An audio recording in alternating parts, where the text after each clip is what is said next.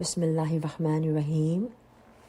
Book name, Book of Healing, authored by Dr. Professor Allama Nasruddin Nasr Hunzai.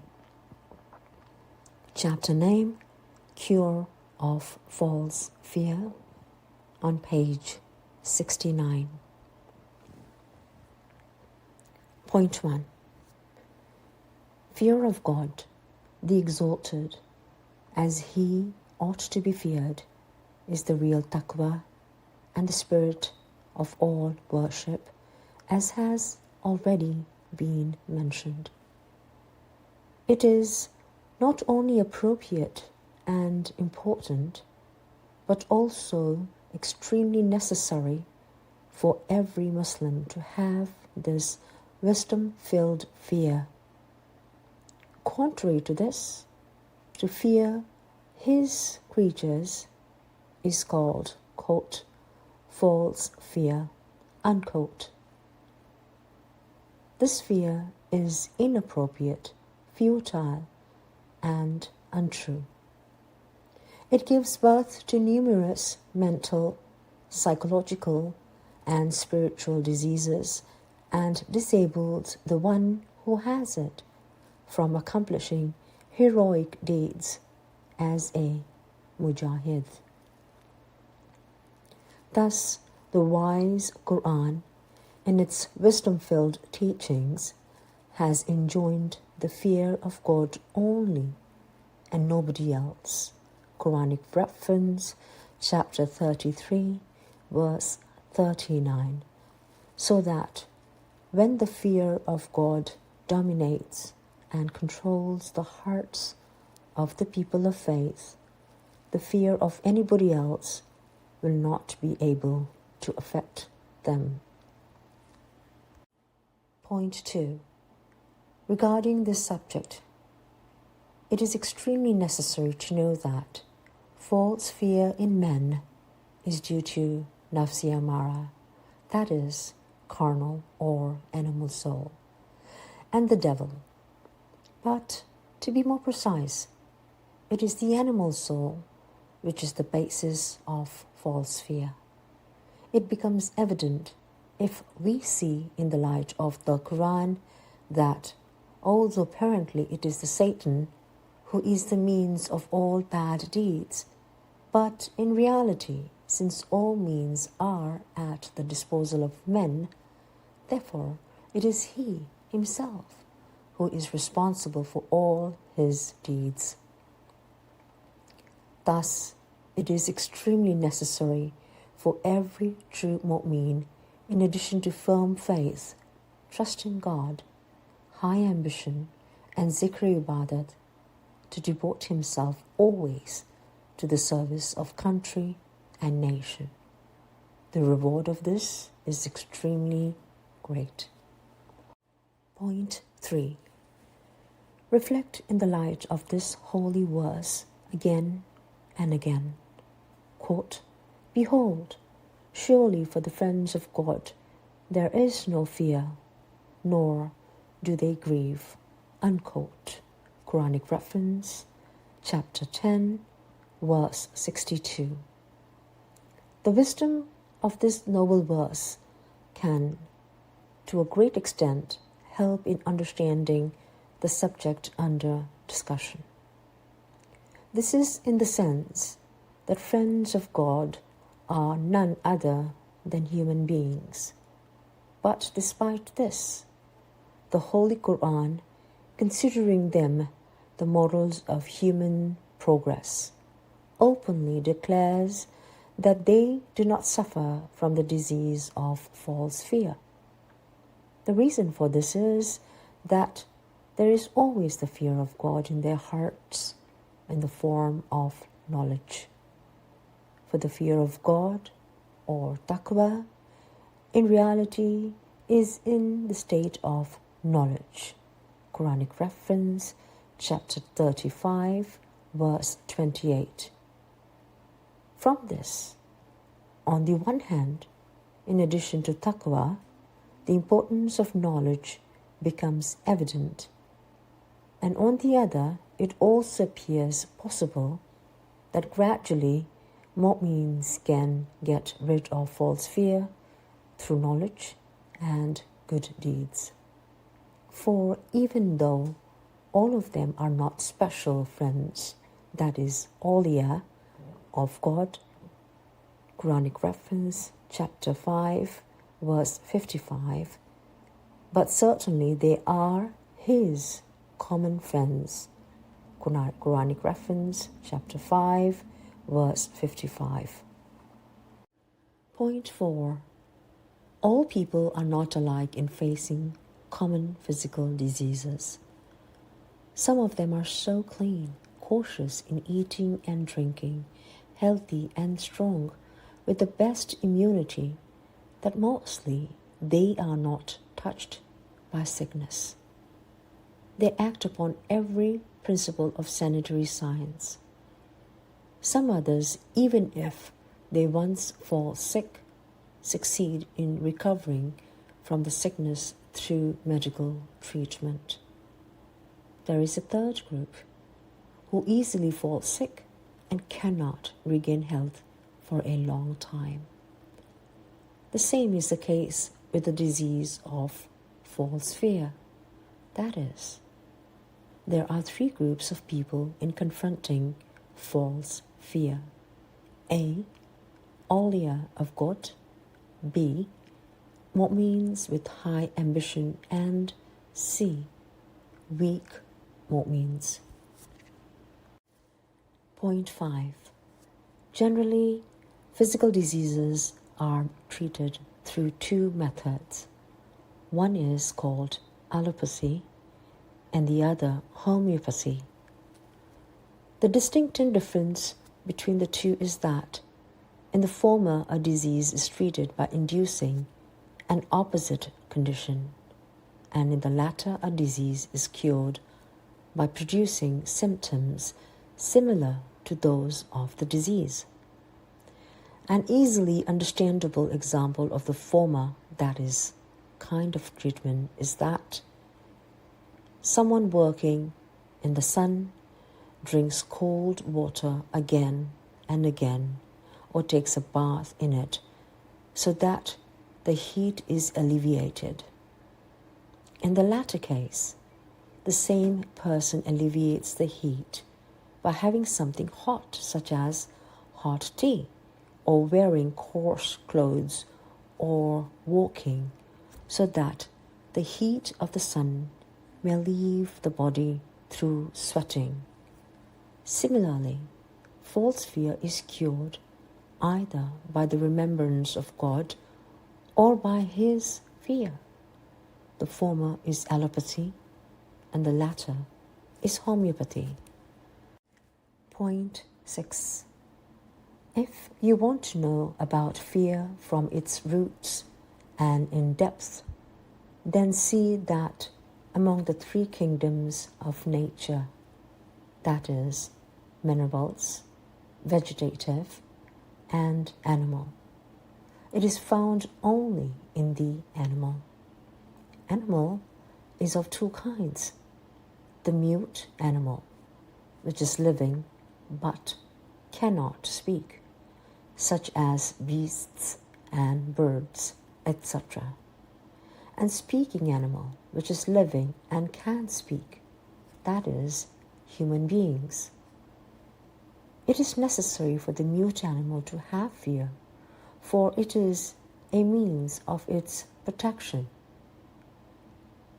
But when it comes to humans, it should be dissolved and transformed into human and angelic fear.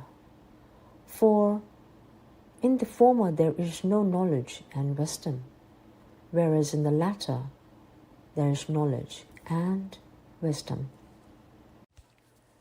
Point 7. Both animals and men fear. But man possesses the partial intellect which the animal does not.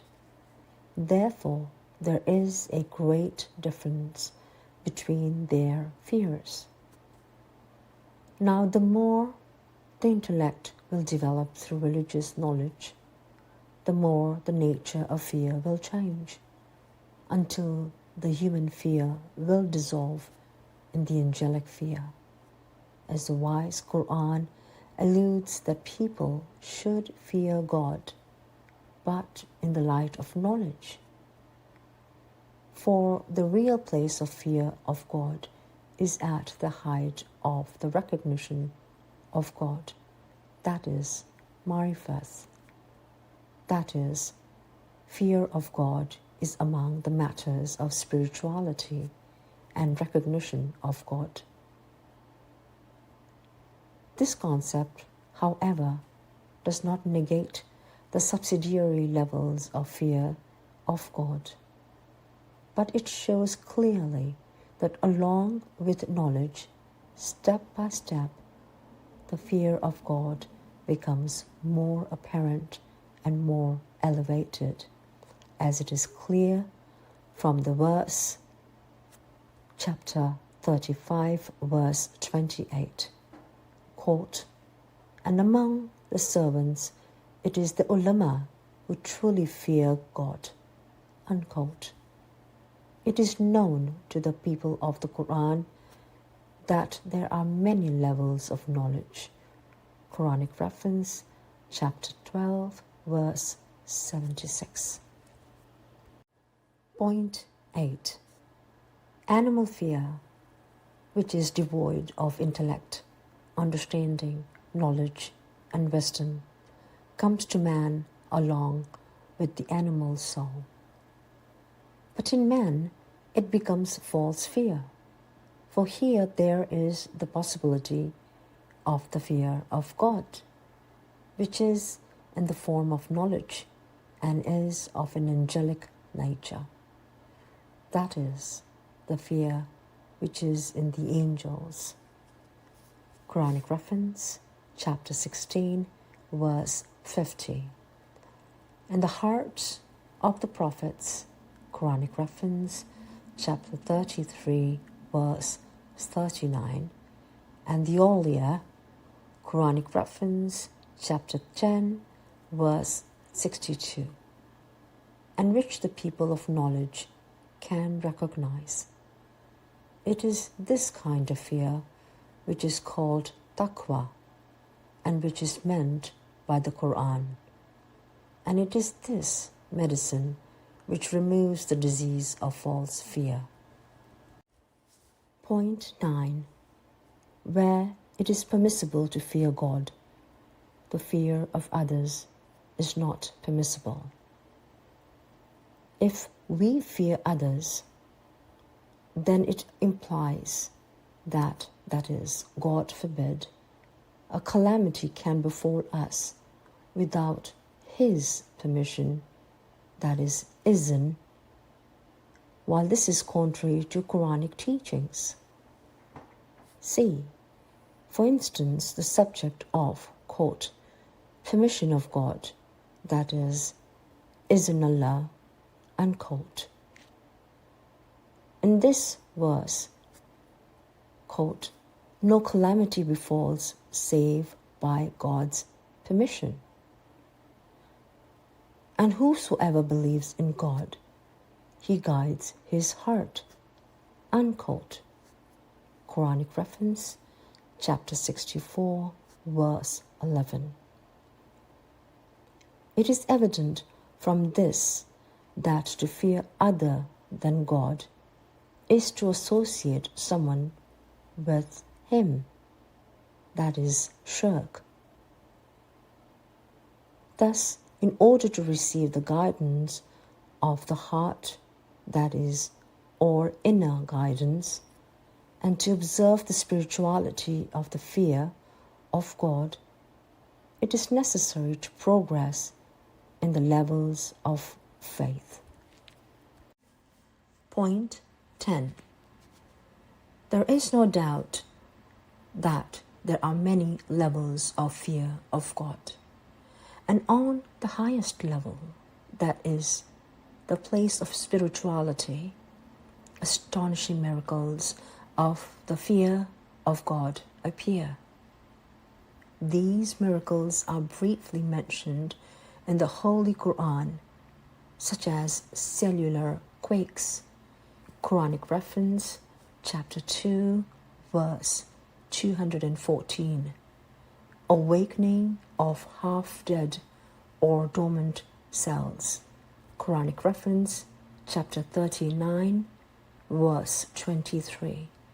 Remembering God with the body, that is, cells, along with the heart.